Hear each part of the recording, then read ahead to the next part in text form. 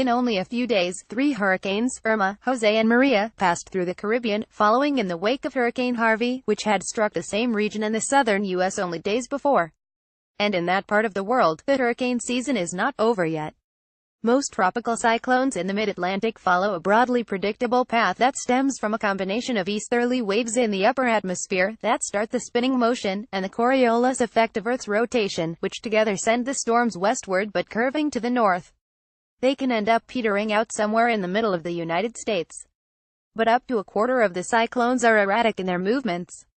They stall, amble around, backtrack or go off course. In 1998, Hurricane Mitch wandered around over 8 Central American countries and the result was devastating. Now we have Hurricane Ophelia, miles off course and quite unusual, but by no means unique. In fact, in 2006, Hurricane Gordon formed near the Azores, started off towards the Americas, changed direction, looped the loop and ended up in Northern Ireland. Not only do big cyclones produce high winds, low atmospheric pressure allows the sea to mount up, and as it does so the winds drive it on land. In tropical areas, most deaths in hurricanes are drownings, although outside the tropics people are more likely to be killed by falling trees. Let's not forget that there will be torrential rains, hence possibly flash floods, and perhaps even tornadoes, which are more common in the British Isles than one would imagine. The 2 meteorologists who invented the eponymous Saffir-Simpson scale based it largely on the speed of rotating winds, and categories above 2 involve sustained winds of 100 knots, or more than 185 kilometers per hour, which are of course highly damaging. In fact, when the wind is really roaring, small increases in its speed can lead to disproportionately large increases in damage. So as a hurricane grows, wind speed creeps up and eventually damage can rocket. Governments should take big storms seriously because some of their citizens don't. Governments that are worth their salt know this, and they know not to underestimate the power of natural forces. They also know that, no matter how good the forecast is, there are bound to be uncertainties. The extratropical storm that struck the south of England and northern continental Europe almost exactly 30 years ago was a case in point: 18 dead and 15 million trees uprooted, yet the public warning process failed, to the eternal embarrassment of those who were responsible for it.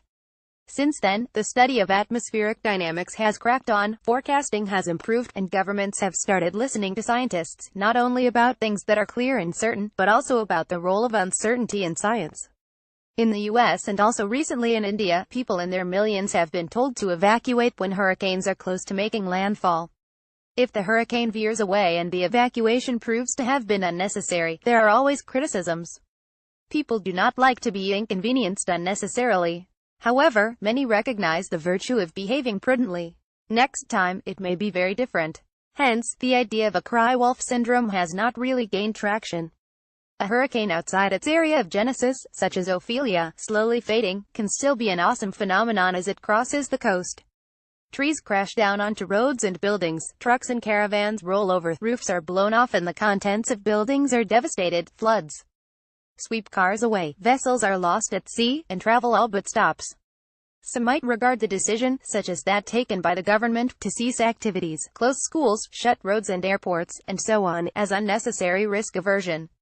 Environmental risks can never be reduced to zero, so why do governments ever try? What if, in the end, the only damage is the scale of economic losses from activities curtailed? There is a difference between risk aversion, usually an unintelligent desire to avoid risk regardless of the costs, and prudence, the recognition that things indeed could be bad.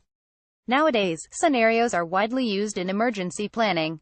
They usually take into account both the best and the worst expected outcomes. With regard to the latter, governments should take big storms seriously because some of their citizens don't. For the most part, that is why we have deaths, the need to rescue people in difficulty and the other results of a storm emergency. In the end, none of us wants it to be worse than it has to be. David Alexander is Professor of Risk and Disaster Reduction at University College London.